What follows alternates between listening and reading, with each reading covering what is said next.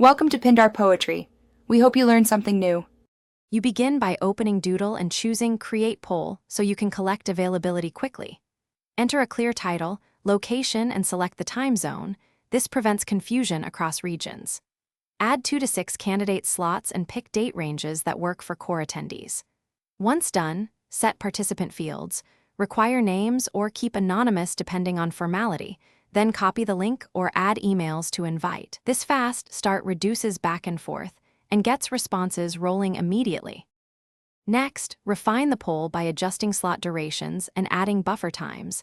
This ensures realistic scheduling and avoids back-to-back conflicts.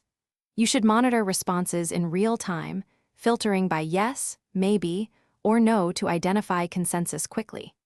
If core attendees indicate conflicts, add alternative slots and notify them. Make sure to update the title or description when changes occur so everyone sees the latest plan. This middle phase organizes choices so a clear optimal slot emerges. Finally, pick the best slot and confirm attendees, then send calendar invites so meetings appear in everyone's agenda. Lock or export the poll and attach the IKES file to ensure calendars sync. If last-minute conflicts appear, reopen only for key participants or create a short follow-up poll.